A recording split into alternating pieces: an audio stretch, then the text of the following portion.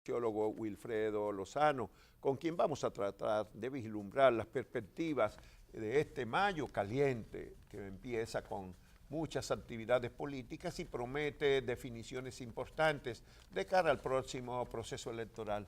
Tendremos un reporte de Carlos Francisco Elías sobre el resultado de las últimas elecciones celebradas el pasado domingo en España, donde hubo importantes cambios como la recuperación, cierta recuperación del Partido Socialista Obrero Español, que podrá conformar gobierno de nuevo, y la caída bruta del Partido Popular.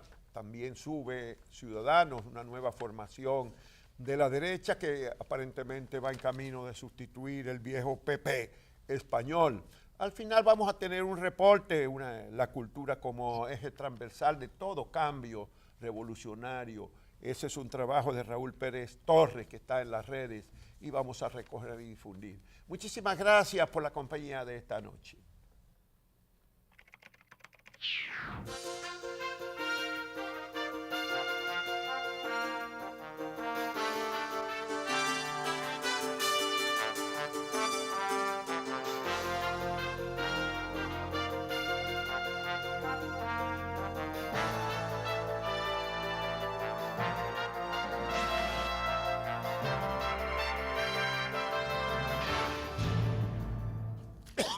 Las inequidades del sistema de seguridad social hicieron aguas esta semana en la que se había anunciado un paro de un día, tanto del Colegio Médico, las sociedades especializadas y la Asociación de Clínicas Privadas contra las ARS. En el caso de la ARS Humano, que es la principal del sistema, el paro fue declarado indefinido. Pudo resolverse con un acuerdo que tuvo la mediación del Ministerio de Trabajo y que en lo fundamental obliga a las ARS a cumplir los acuerdos que ya habían sido firmados hace 2 años y que permitirían el ejercicio de la medicina sin la asignación de los códigos establecidos por esas empresas. Bueno, lo que resalta en el conflicto que abarcó casi toda la semana es que debió el Consejo Nacional de la Seguridad Social haber operado para evitar esa paralización de servicios en perjuicio de los usuarios de la seguridad social. La mayoría de los diferendos son asuntos que conciernen al Consejo Nacional de Seguridad Social, no a las ARS en particular, como tampoco pueden ser decididos por el Colegio Médico, las sociedades de especialistas, ni por la Asociación de Clínicas.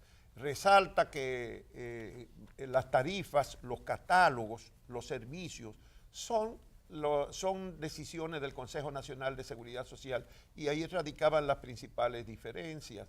Otra, que se esté discutiendo cumplimiento de los acuerdos que se hicieron 2 años atrás, porque la cultura dominicana sigue siendo igual. Hacemos acuerdos para después tener desacuerdos y un nuevo acuerdo rompe o trata de enmendar otro desacuerdo. Bueno, y en eso es que estamos una vez más en la seguridad social. En el caso del sistema de seguridad social y fundamentalmente del catálogo de prestaciones y servicios, no son revisados desde hace 9 años. Entonces, muchos de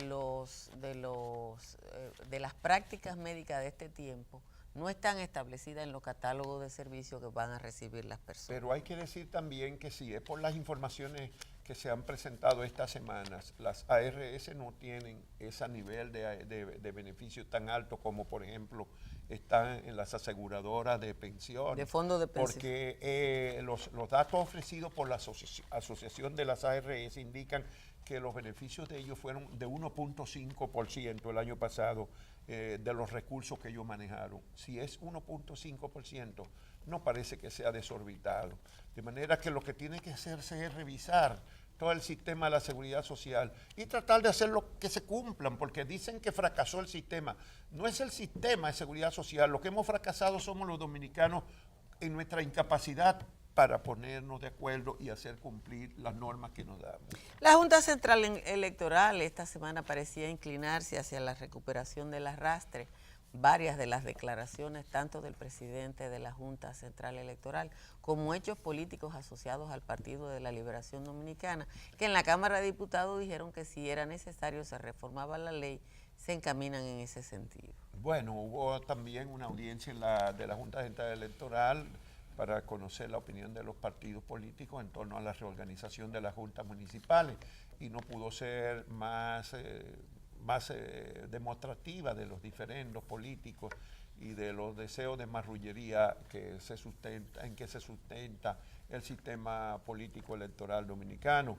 La mayoría de los partidos de oposición tuvieron muchas objeciones sobre la conformación de las juntas, que atribuyen a control del Partido de la Liberación Dominicana de gobierno, de asociados, de funcionarios públicos, de personas que no viven incluso en las localidades donde han sido designados. El Partido Reformista Social Cristiano encabezó las objeciones a 90 de 158 juntas electorales, y el PRM descalificó a 45, igual el PRD a 34, y hasta el PLD también hizo sus propias descalificaciones a 31 juntas municipales. La Junta Central Electoral especificó que todos esos cargos no son definitivos, no han sido designados, son propuestas, y que por lo tanto están sujetos a revisión.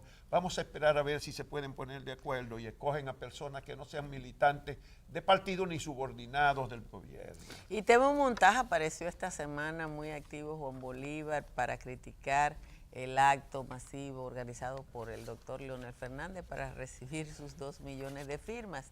Temo Montaje hizo circular un video y una declaración pública que apareció en varios diarios, en la que dice que si el expresidente Fernández tiene que gastar 25 millones de pesos en artistas, orquestas y show para congregar a la gente, entonces la candidatura de Fernández está en muy mal momento. Sí, pero el economista, ministro de Economía, fue muy sesgado en sus cálculos, porque más de 25 millones de pesos se dice que gastaron en el acto reeleccionista de Santiago hace 2 semanas.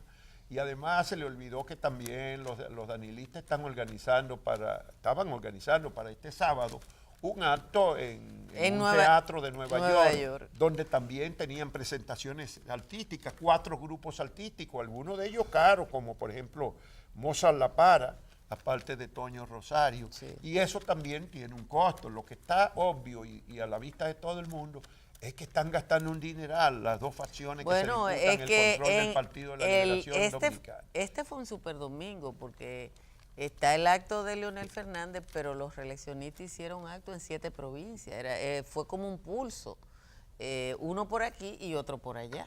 Bueno, definitivamente está duro la pelea en el PLD después de ese acto de hoy. Vamos a esperar las repercusiones en los próximos días, a ver cómo se manifiesta en el reeleccionismo o en el proyecto de reelección, que todavía no acaba de ser hecho público por el presidente Danilo Medina, pero que en este mes de mayo parece que tiene que definirse. Bueno, el mes entró con mucha actividad reeleccionista. Si tú piensas que esta semana el ministro de Obras Públicas da una declaración en la que dice que el país necesita Danilos, o sea, Danilos en serie, y estuvo la declaración del vocero de la Cámara de Diputados en el sentido de su disposición, no solo de reformar la Constitución, sino de reformar la ley electoral. Bueno, hay otras cosas. Esta semana fue notable la visita del arzobispo de Santo Domingo, Monseñor Francisco Soria, al presidente Danilo Medina.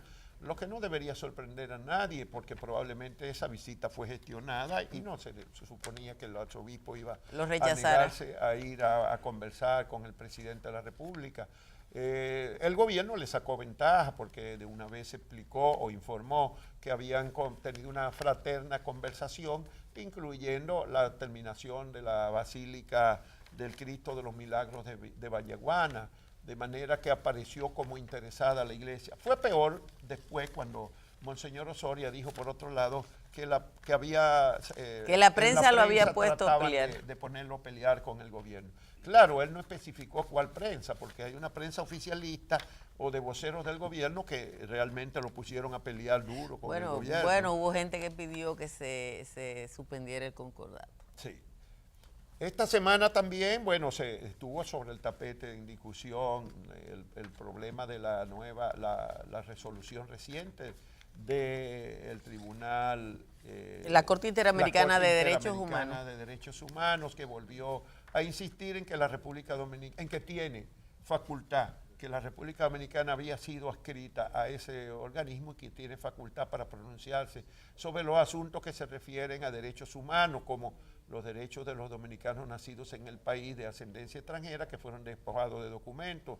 Y eso fue respondido por el gobierno y por el Tribunal Constitucional en los mismos términos que antes, pero aparentemente esos términos nacionalistas no han convencido a la Corte Interamericana de Derechos Humanos. Bueno, en el ámbito internacional, en Venezuela fracasó un aparente intento de golpe de Estado, aunque fue liberado de prisión el líder de la oposición, Leopoldo López, que rápidamente, 4 o 5 horas después de que se produjera su liberación, se refugió en la Embajada de Chile y posteriormente en la Embajada de España. La verdad es que nadie ha podido entender muy bien qué fue lo que se intentó en Venezuela esta semana, a no ser que haya alguna persona que estaba involucrada en un intento por deponer a Maduro y falló o se arrepintió o se inhibió. Funcionarios norteamericanos de altísimo nivel, como por ejemplo el asesor de seguridad de la Casa Blanca, llegaron a decir que estaba comprometido en ese propósito el jefe nada del ejército, más y nada menos que el ministro de las Fuerzas Armadas y que el jefe de la Guardia de Honor Presidencial, además del presidente de la Suprema Corte de Justicia. Otro alto funcionario le pidió públicamente al ministro de la Defensa que actuara como se había comprometido. Otro dijo que los teléfonos celulares de los militares habían sido apagados. Aparentemente pudo haber habido, porque no tiene sentido. Pero el ministro de Defensa, si eso fue lo que se planificó, fue un verdadero el tollo. ministro de Defensa, en un discurso en el que está presente el presidente Maduro, dice que él fue tentado. Que él fue tentado. Bueno, y entonces él fue tentado y no cayó en la tentación. No cayó en la tentación. Pero ¿cómo se embarcaron en una cosa tan ridícula como fue eso? Que 40 militares salieran de bajo rango, ¿sí?, y entonces tuvieran que buscar asilo. Ahora, lo que está claro es la crisis profunda de Venezuela. Eso lo deja perfectamente establecida. Porque al fin de cuentas se mueven en la ciudad pidiendo la caída del gobierno y el derrocamiento del presidente. Y Juan Guaidó no es detenido, no es procesado. O sea que el gobierno no tiene ni fuerza para eso. Y mientras tanto, la energía eléctrica en crisis, no había agua en Venezuela, sigue el deterioro de una inflación que es de millones para este año, millones %, y la gente sale huyendo por todos los lados. Venezuela en el piso, sin perspectiva de salir adelante, aislada del resto del mundo, con 50 y tantos países que desconocen el presidente gobierno actual, incluyendo la mayoría de los países del mundo democrático, de la Unión Europea y la mayoría de los países de América Latina también. Lo único claro que hay es que la crisis de Venezuela se profundiza de día a día.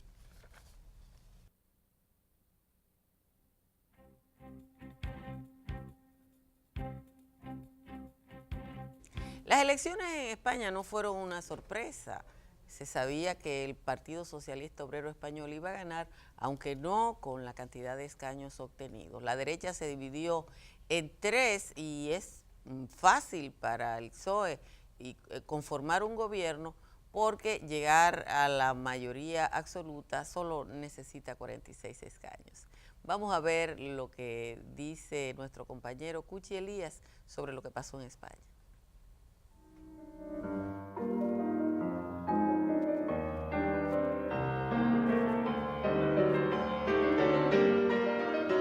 Ha pasado mucho tiempo desde la famosa moción de censura que quitó del poder de España a Mariano Rajoy, asediado por el surgimiento de largos y crudos expedientes de corrupción corporativa del Partido Popular, que en las redes su símbolo de institución llegó al ridículo en la insinuación del hurto, el robo descarado.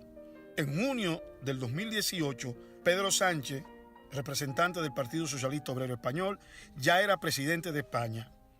En su periplo se dedicó a gobernar y a poner en marcha un programa social que aboliera los recortes económicos de Rajoy y rescatara una agenda social echada a la basura por el Partido Popular.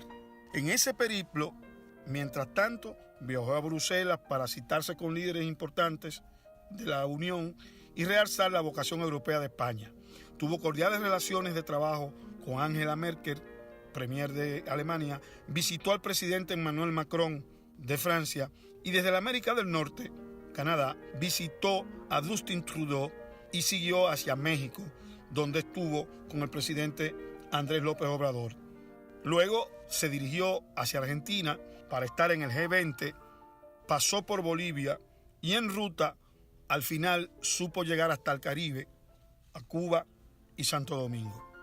Sus viajes fueron más largos porque no olvidó ir a Portugal, entre otros países de la Unión Europea.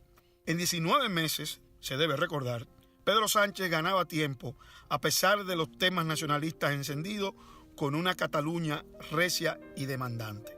Su estrategia fue darle calor al Palacio de la Moncloa con el fin de poder, en caso de elecciones anticipadas, como en efecto ha sucedido, exhibir algo de lo realizado como ejecutivo, nacido de una moción de censura congresual con solo 84 escaños su partido en el Parlamento.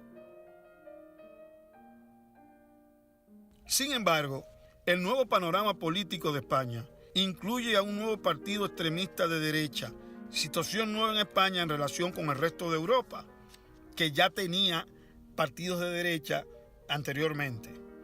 Ese partido se llama Vox, apareció en las elecciones del 2 de diciembre del año 2018 en la región andaluza, allí donde la líder del Partido Socialista Obrero Español, Susana Díaz, una especie de reserva humana de ese partido, ganó las elecciones, pero al final, por falta de escaño, no pudo gobernar.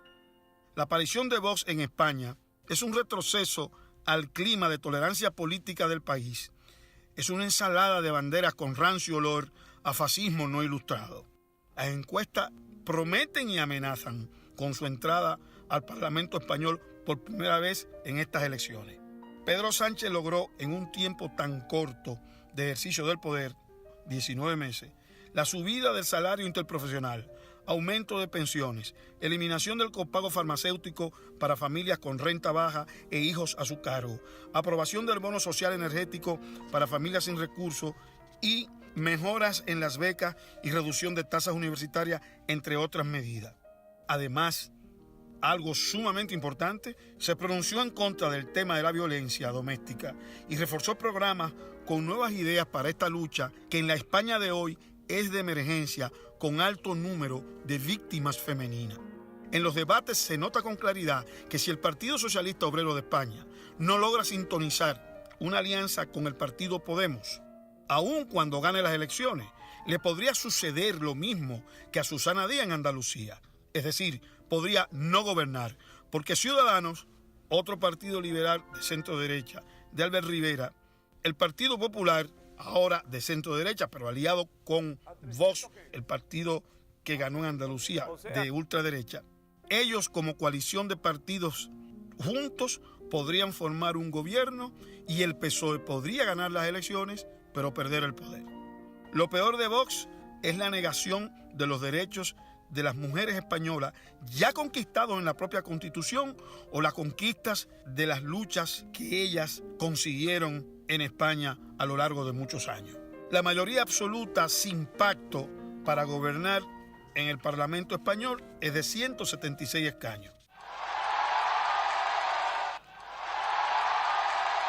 La noche del 28 de abril, tal como se suponía, el PSOE había ganado las elecciones con más de 7 millones de votos, logrando 123 escaños. Hemos hecho que pase. El Partido Socialista ha ganado las elecciones generales y con ello ha ganado el futuro y ha perdido el pasado. El mapa de las provincias españolas se puso rojo de nuevo. Hacía 11 años que esto no se producía. El voto femenino, además, jugó un papel importante. A ello se debe agregar el lenguaje agresivo del partido de ultraderecha Vox y, ¿por qué no?, las pequeñas conquistas sociales del gobierno provisional de Sánchez que ya habíamos enumerado. Y finalmente, a ello se debe agregar la movilización electoral de una centroizquierda contra una derecha fragmentada. El Partido Socialista Obrero Español, como partido, ha declarado que no hablará de pactos posibles hasta el próximo 26 de mayo, fecha en la que se celebrarán las elecciones autonómicas y municipales. Estas elecciones congresuales del año 2019 obligan a España a homologarse con el resto de Europa. Tendrá que acostumbrarse en su nueva fase política a las coaliciones para poder gobernar.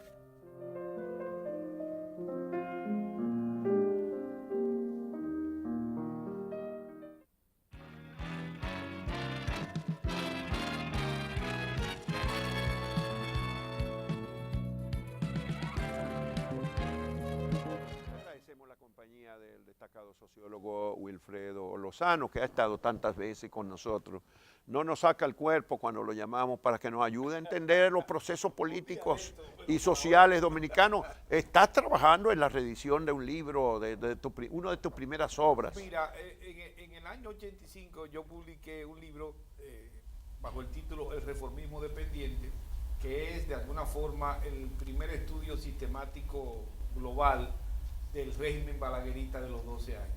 Sí. Ese libro se agotó hace muchísimo tiempo y lo he añadido. Pero lo está actualizando. Bueno, el libro en sí mismo no se puede actualizar. O sea, tú lo que estás es haciendo una revisión superficial.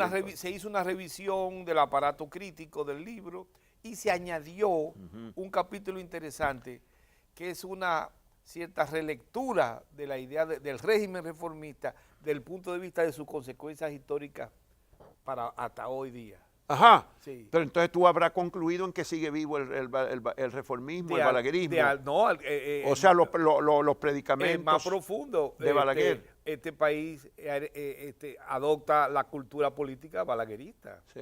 Entonces, eso va a ser y no solo el partido gobierno, sino muchos sectores. La clase política. La clase política. Eso es uno de los... Balaguer fue declarado padre de la democracia por un congreso que tenía control del PLD y el PRD, ¿verdad? Sí, los redimieron.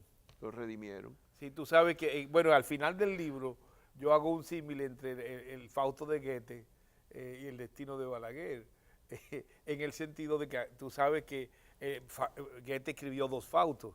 El primer Fausto no consigue el amor de Margarita, pese a que el diablo le ha dado la posibilidad, a cambio del alma, de hacer cantidad de cosas.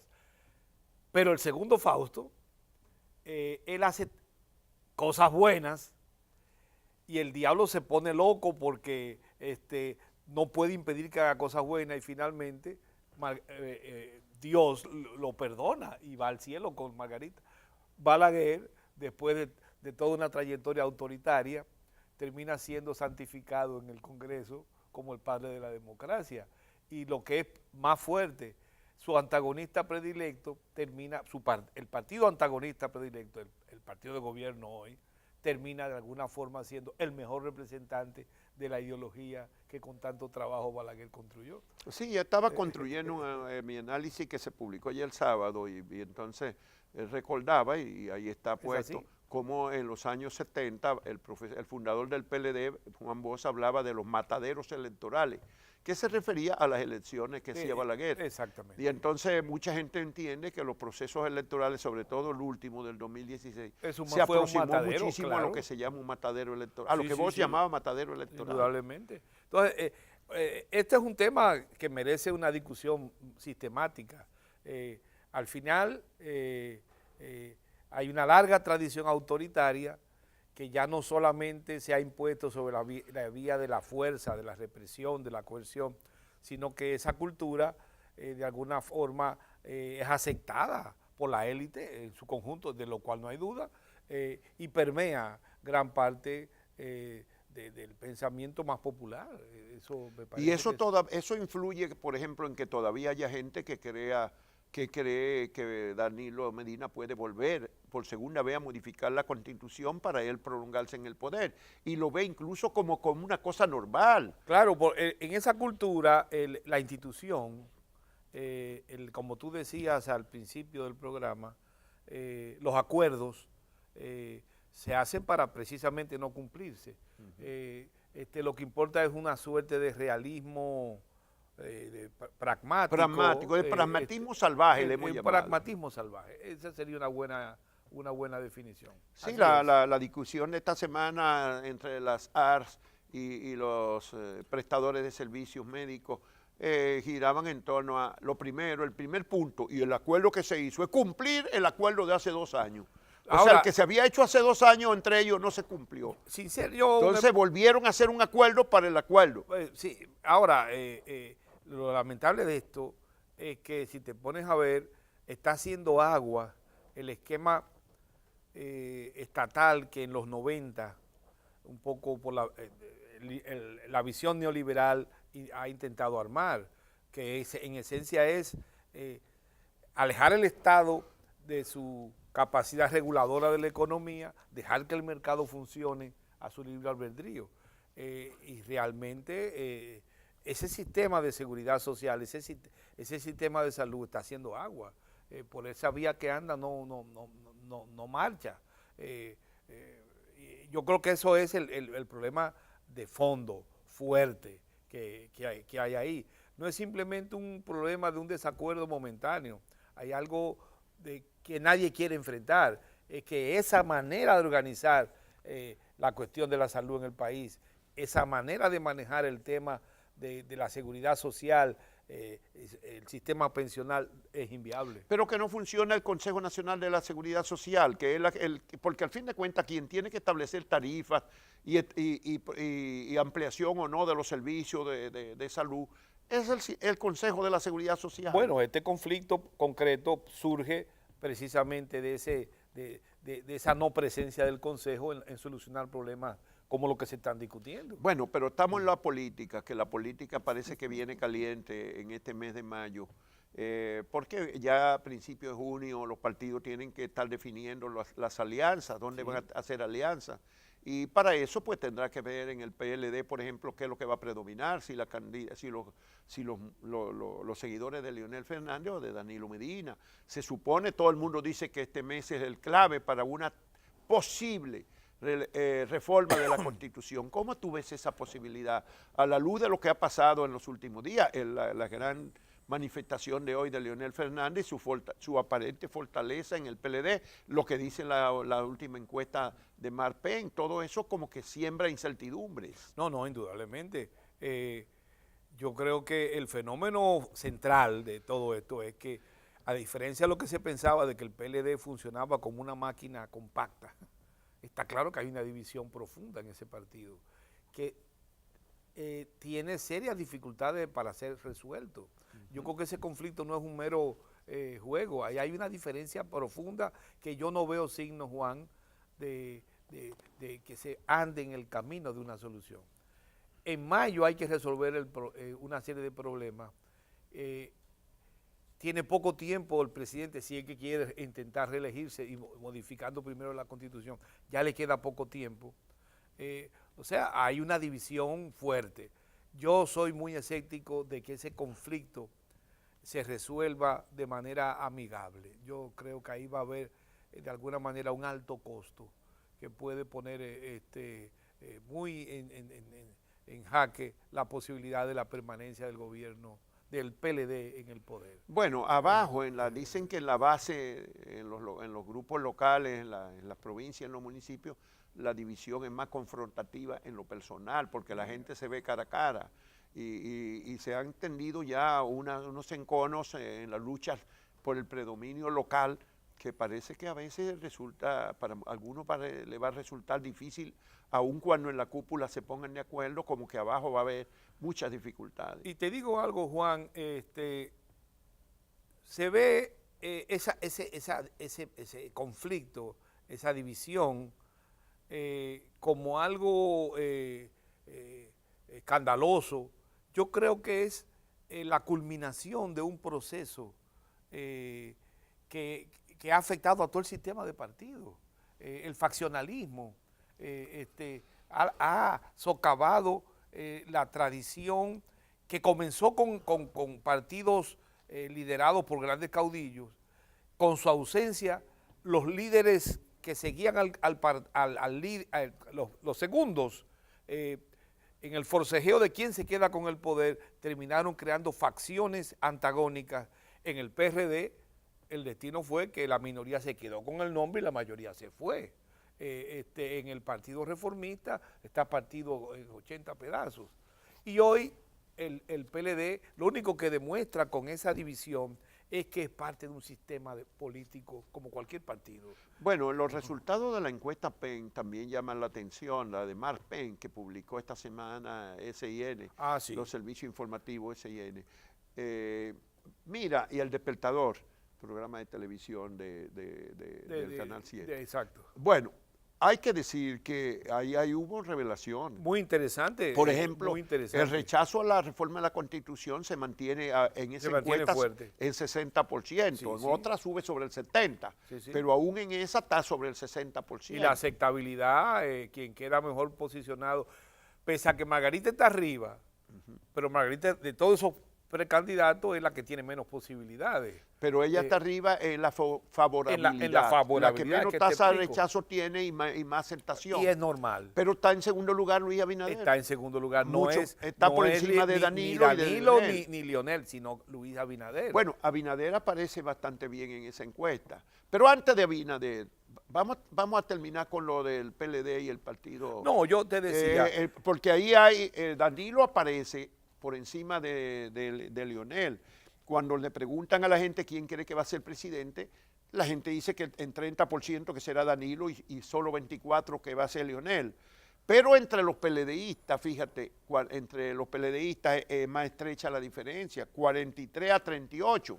Sí. Y eso quiere Es decir un conflicto real, que fuerte. son casi dos mitades, que Claro, el partido está profundamente Claro, escindido. claro. Y el punto es que cualquiera de los dos que logre poner su nombre como el próximo candidato va a tener que hilar muy fino para convencer a la otra A la mitad otra parte, de que sí. voten por ellos. Y eso es un problema grave. Ese es un asunto Obliga a buscar un acuerdo. La Sí. vez pasada lo lograron en el 2015. Ahora, pero nunca llegaron a este No habían extremo. llegado tan profundas las tensiones. Y eso- además ahora hay un acuerdo en proceso de desacuerdo.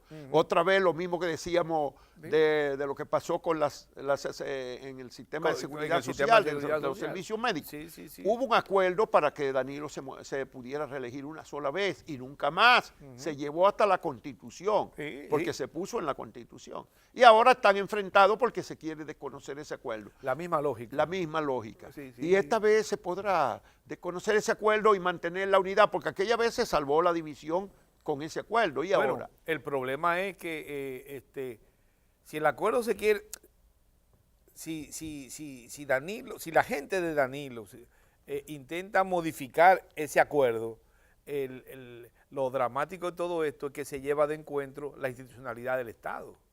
bueno, por otro lado, porque hay que reformar la Constitución. Porque hay que reformar la Y Constitución. todo el mundo sabe que le faltan de entre 35 y 40 votos, que habría que salir a comprarlos. Entonces, Y es eso, un- bueno, trae lo que ha un traído pro- siempre la un problema reelección, muy desinstitucionalización. serio. Eso es así. Entonces, ahí yo te digo, es un problema profundo, más serio de lo que normalmente uno piensa. No es simplemente un desacuerdo de dos personas con gran poder.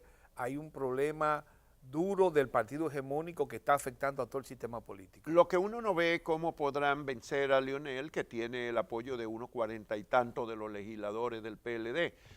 36 diputados por lo menos y 6 senadores son 42. Y de los aliados tiene otros 2. No, son no. 44 votos. Si no hay un acuerdo, Juan, creíble para las dos partes, si no hay un cierto compromiso inteligentemente planteado, no hay manera.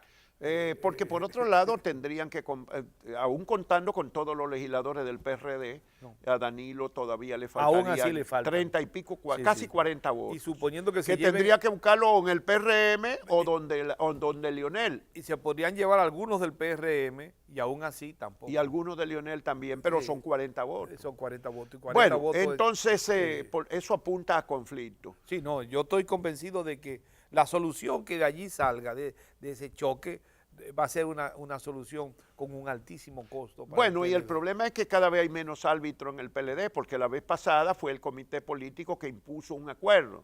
Pero ahora parece que ese comité político está comprometido tendría con- que está comprometido sí, con sí. aquel acuerdo, Ajá. que habría que deshacerlo, Ajá. entonces se ve como si no hay sin árbitro No, ese es un partido. problema muy muy El muy presidente y el secretario general son precandidatos, el presidente de la República es precandidato o lo quieren hacer precandidato, y todo el mundo está jalando por su lado. serio. Y ese tema del arbitraje es un tema esencial.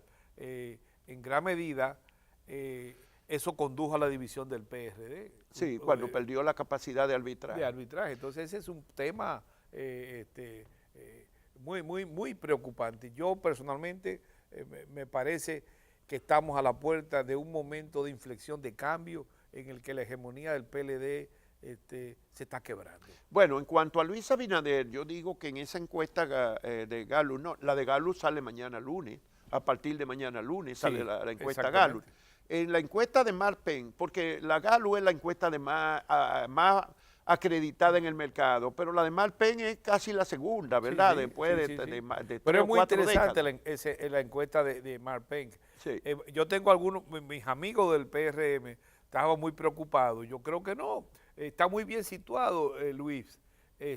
A mí me parece que la aceptabilidad es alta, en la posibilidad, tiene una tasa de rechazo muy bueno, después de Margarita, el que menor tasa de rechazo tiene es él. Exacto. Y el que más, la imagen mejor después de Margarita es él. La de él. Entonces, otra cosa que él tiene de ventaja entre los seguidores del PRM, es compacto, está cómodo. Un 75%. Dice la encuesta que tiene 75%. Sí. Y el otro 25% se divide entre varios. O sea que ahí está cómodo. Exacto. Y por otro lado, cuando le preguntan a la gente quién puede ser el presidente, él está en tercer lugar, con un 20, pero con un solo punto por debajo de Leonel. Exactamente, están empatados. Eso es empatado. Y como Danilo, que está arriba, Danilo que registra, ¿cuánto que Danilo registra? 24. 24 creo.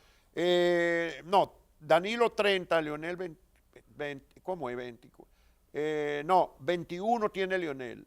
Y el que sacó Abinader fue 20. Uno por debajo de Uno por debajo de Leonel. Y 7 creo que por debajo de Danilo. Pero como Danilo tiene dificultad para ser candidato, ahí entonces se ve fortalecido. Sí, o sea, yo veo que la candidatura de Luis está muy fortalecida. Yo la veo bien situada.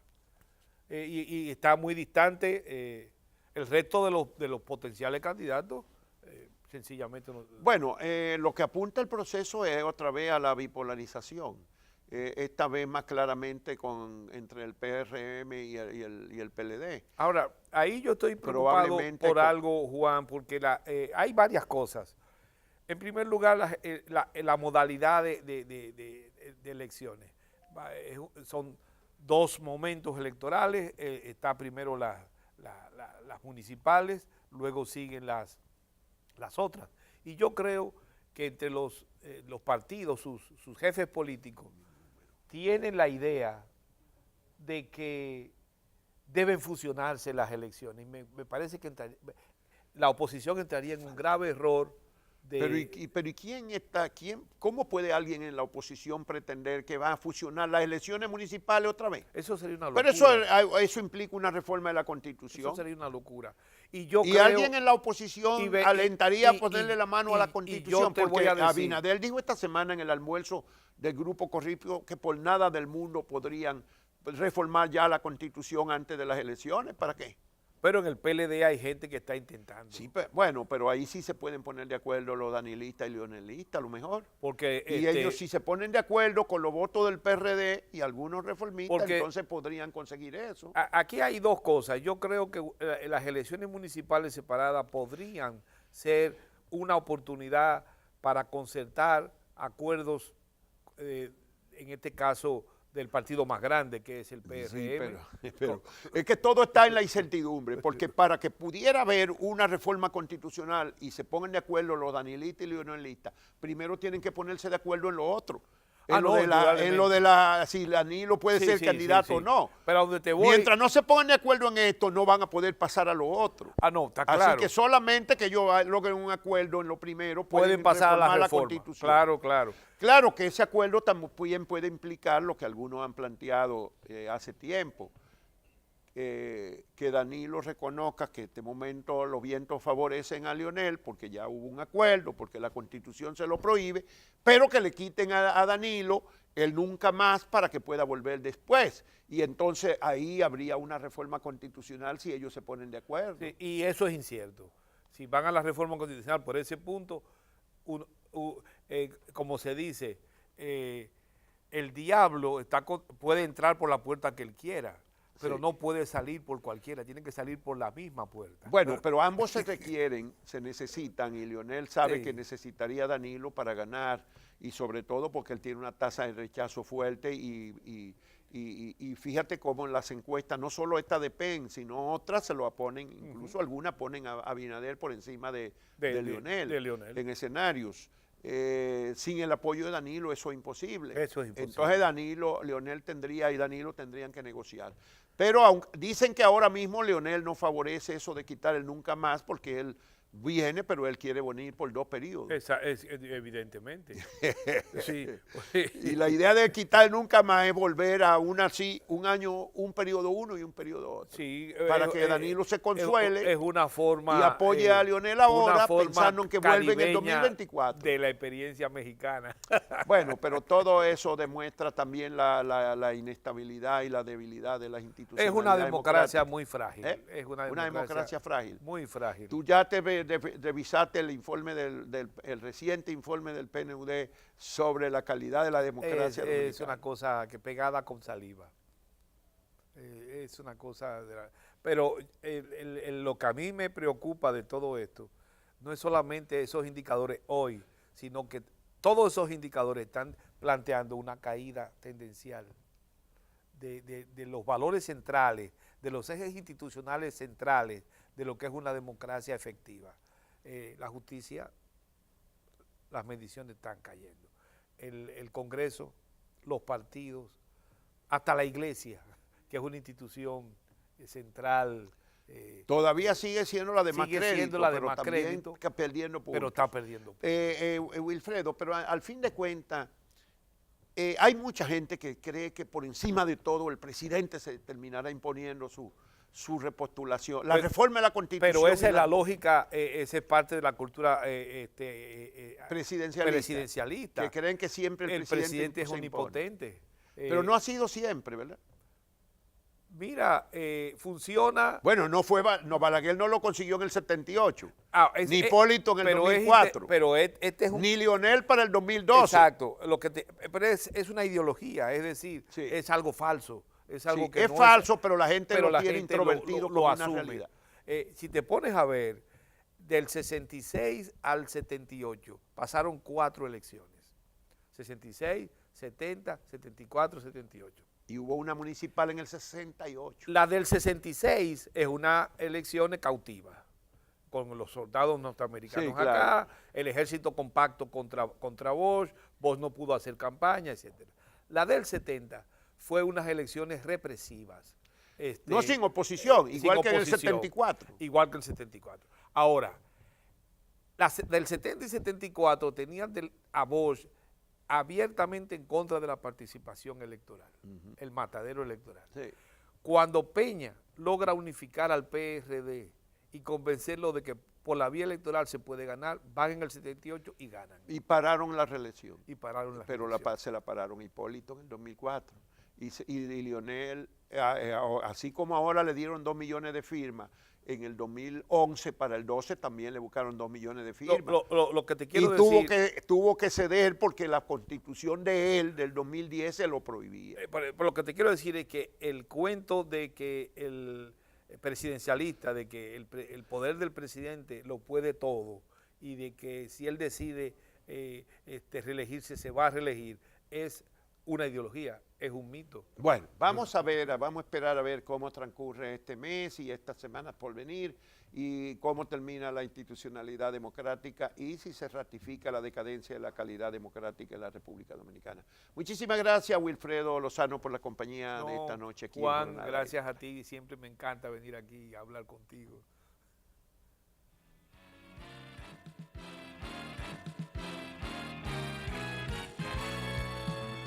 Bueno, vamos a ver este video de Raúl Pérez Torres sobre la cultura como eje transversal de toda revolución. Hay que hacer modificaciones, transformaciones en la cultura política, en la cultura general de los dominicanos. Muchísimas gracias por acompañarnos esta noche aquí en Jornada Extra. Nos vemos el próximo domingo, Dios mediante.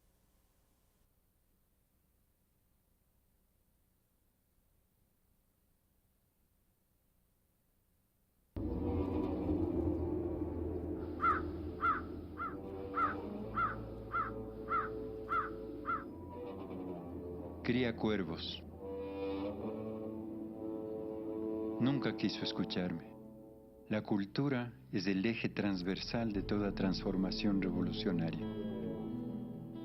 Un pueblo sin cultura solamente podrá aspirar al cemento armado y al último modelo de carro.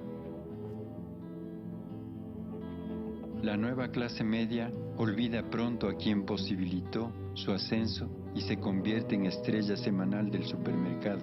La competencia empieza a ser la ideología de los más media y el vestido de marca se transforma en su piel.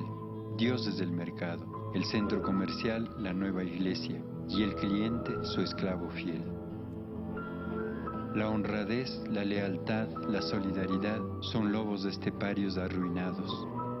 El pueblo, gordo de avaricia, tambaleándose en la nueva realidad, no sabe qué hacer con lo que tiene. Le han caído del cielo los hospitales, las universidades, las carreteras, el trabajo, el sueldo mensual, las pensiones. Ahora sí puede carajear, ahora sí puede insultar, solazarse y manifestar su ego escondido. Ahora nadie le ningunea, puede hasta dilapidar y enseñorearse y pervertirse, porque es su derecho. Nadie le quita su derecho. El Estado vigila y propone su derecho. Se le entregó el pez sin enseñarle a pescar. Analfabeto de principios y de símbolos, su egoísmo, su individualidad, su mediocridad, su ambición están garantizadas. Nunca quiso escucharme. Lo primero que define y permite una transformación es la cultura. Y la cultura es la percepción que tenemos del mundo, la forma en la que accedemos al otro, la posibilidad de llenar el espíritu de una sensibilidad bondadosa. Es la fuente de nuestro comportamiento y la herramienta para manejar el buen vivir en la sociedad, en la comunidad, el aprendizaje diario de la generosidad y el respeto al otro. En la televisión, denigrantes estereotipos de nosotros mismos. En el cine, la manera más sofisticada de asesinar a tu padre. En la política, falsos profetas. En la administración pública, prestidigitadores del hurto. En la escuela, el implacable ejemplo de las drogas. En la familia, la violencia y el alcohol como un mueble más. En la vida cotidiana, la grosería, el trato burdo, el insulto brutal. Amores eternos que terminan en la comisaría. Deseos de que a nuestros hermanos les azote otro terremoto por no pensar como uno. Por eso hay que llegar al pueblo con humildad. Por eso hay que tocar sus resortes guardados para que salte su sensibilidad. Por eso hay que llenarlo de poesía y de música, y de literatura y de teatro, y de la sabiduría y el ejemplo de los hombres y mujeres que construyeron la patria. Por eso hay que poner en sus manos el arte, la ética, la estética, porque si para algo sirve la cultura, es justamente para eso, para sensibilizarnos, para hacernos más comprensivos e incluyentes. Nunca quiso escucharme. Y ahora la ceguera de un pueblo aturdido, de un pueblo al que no se le dio la oportunidad de abrir su corazón a la cultura, da cabezazos, grita y blasfema, sintiéndose olvidado y herido, dispuesto a sacarte los ojos.